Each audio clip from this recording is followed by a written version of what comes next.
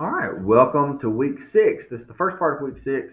We're in chapter 11, which is distribution, customer service, and logistics. We're skipping ahead a little bit in the textbook from where we were last week, but I think you'll enjoy this topic. Let's get into the content. So, you're probably wondering why talk about logistics and customer service in a marketing class? Well, it's important that you understand why logistics, or what we'll call physical distribution in marketing, is such an important part of place. You remember your 4 P's, your marketing mix. This is a part of the third P, place, and marketing strategy planning. So it's also important to understand why physical distribution and customer service is a key marketing strategy variable. Okay, anytime that we're talking about strategically marketing products or services, we want to think about how do we get the product into the customer's hands, and also how do we market the level of customer service that's available? Because we know when you purchase a product, you don't just purchase that product as a one-time purchase. You also receive customer service that goes along with that.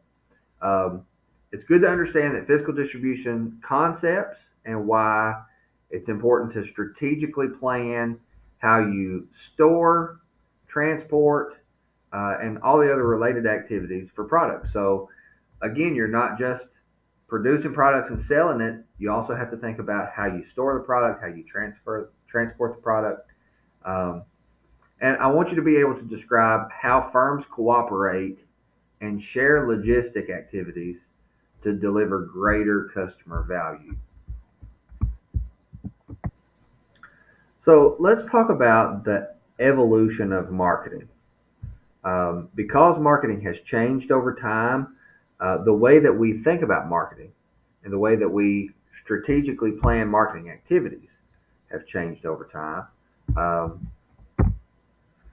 we can really break it down into 5 eras, and these eras don't have specific start and end dates, but we can definitely see differences in marketing strategy when we look at past advertisements and marketing campaigns. So if you look at advertisements that you see now, or marketing strategy, you can definitely see that we prioritize companies in general prioritize uh, certain things that in the past weren't prioritized. So I'll break these down just real fast. The first era was just a promotion era. Basically, in this era, um, companies could produce as many products as they wanted, and they would sell. Think about Ford when they first produced Model Ts on an industrial scale. It was not the highest quality vehicle on the market, but it was a reasonably high quality product available at an affordable price. And so, no matter how many Model Ts Ford produced, they knew that they would sell. So, they just had to promote, hey, if you want a Model T, we have Model Ts, right? And they're for sale. One famous ad from this era even said, you can have whatever color you want as long as it's black.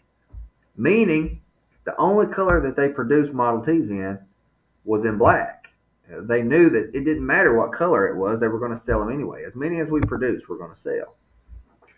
Well, then that shifted as more competition entered the marketplace.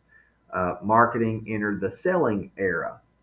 The selling era was characterized by the desire to sell products, but the products weren't customized, the products weren't unique, and there wasn't any customer service at all that came with the product. Low customization, low customer service. Basically, we're saying, hey, we have this product. This is what the product looks like. This is what it does. This is how much it costs. Buy our product. That was it.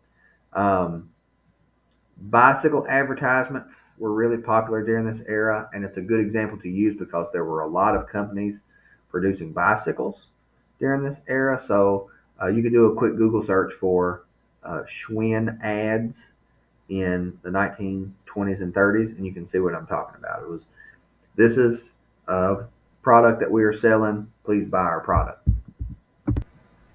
So after the selling era came the marketing concept era. This happened after World War II. And after the Second World War in the United States, there was a consumer spending boom. People were spending a lot of money.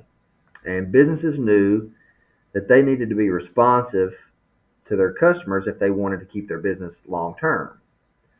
So you may have heard the saying, the customer is always right. This comes out of the marketing concept era. Instead of just selling products, companies realized that they needed to market their products and then also to provide some customer service. So out of the marketing concept era came some priorities in marketing, and that was a customer priority on the customer's always right, a priority to provide a greater level of customer service, and then out of that customer service came loyal customers, and your profit increased as a result. So the three priorities were a customer priority, a service priority, and profit priority.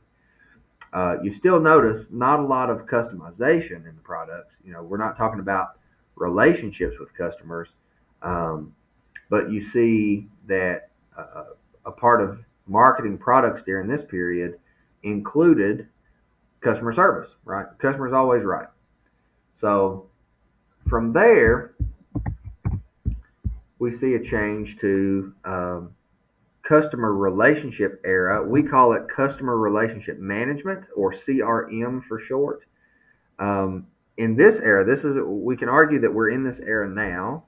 I actually argue that we're in the customer relationship management era, moving into that fifth era down there, on demand marketing. But customer relationship management means that you learn as much as possible about a customer and you do everything that you can to satisfy or exceed their expectations. And that's a little bit different from the marketing concept era, right? Marketing concept, customer service oriented marketing, didn't mean that you necessarily changed your product. You just helped the customer if anything went wrong with the product, right? Or you sold it to them in a way that was most convenient for them. CRM is a little different. We're talking about doing marketing research to identify what customers want to see in the product and then allow that marketing strategy to drive the business strategy. And we've talked about this a lot, that business strategy impacts marketing strategy, but marketing strategy also impacts the overall strategy of a company. So organizations want to have long-term customer loyalty, just like in the marketing concept era. But the way that we do that is different. We use social networks or online communities. We try to build relationships any way that we can. And you'll see this in advertisements. If that's an easy place to look. Uh, Use the Dodge line of automobiles, for example. Um, they did research and identified that customers who like Dodge Challengers, for example, or Dodge Chargers, oftentimes they like brightly colored vehicles. So that's why you'll see orange Dodge Chargers. You don't see orange vehicles anywhere else unless they're painted after purchase, right? You don't see them come off the assembly line orange or purple or yellow, but you do see that Dodge does that. That's because Dodge has learned that their customers like bright colored automobiles, and so they produce those. It drives the business strategy. It's because they have a relationship in various media with their customers, and you also see that in automobiles in particular, people are loyal to one brand or another. My father is a Ford guy. My uncle is a Chevy guy. I'm a Dodge guy. Um, but all three of those vehicles are essentially the same product. They're the same vehicle, but we can argue all day long how they're different. And it's because we developed relationships with um, our brand of choice. So now we're trending into the fifth era, which is on-demand marketing.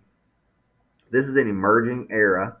So digital technology continues to grow, and consumer demands rise as a result. So modern consumers who are familiar with technological advances, we're on our phones all the time. We're on iPads and tablets.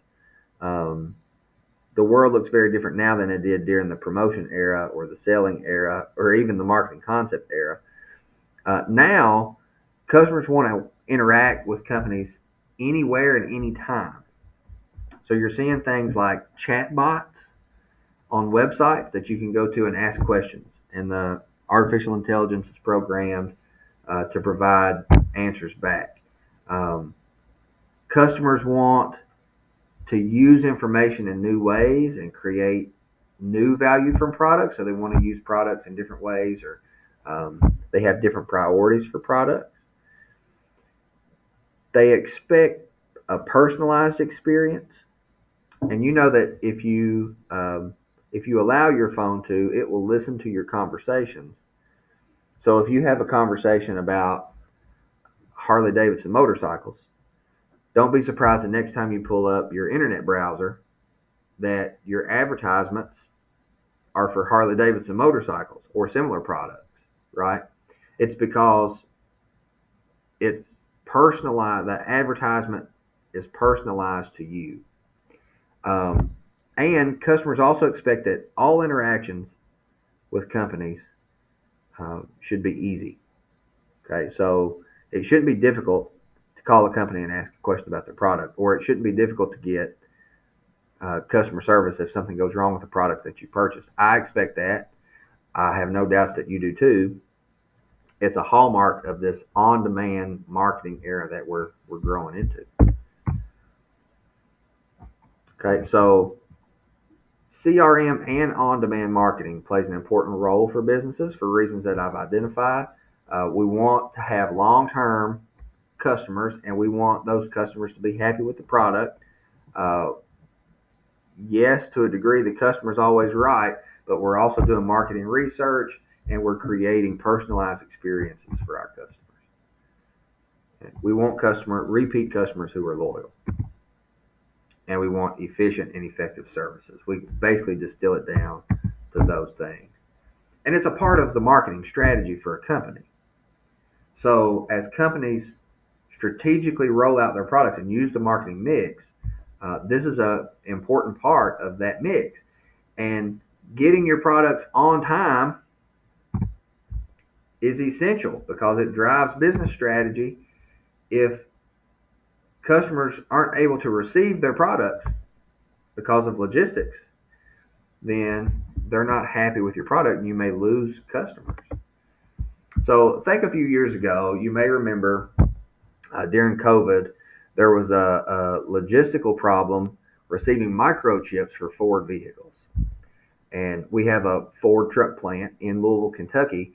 And I don't know if any of you drove through Louisville, but you could look over and see parking lots full of like F-150s sitting full, but they wouldn't work because we didn't have this little microchip that allowed it to work, or dome lights. There were several logistical problems. The trucks were complete except for a few essential parts, but because we didn't have those parts, customers couldn't get their vehicle, and so sales dropped dramatically. And now Ford has a surplus of those vehicles that they have to unload. It causes major problems, and it's hard to market a product if you can't sell the product and get it to your customers. That's why this is important. I hope the video helps. If you all have any questions this week, reach out to me as always. Thanks very much, guys.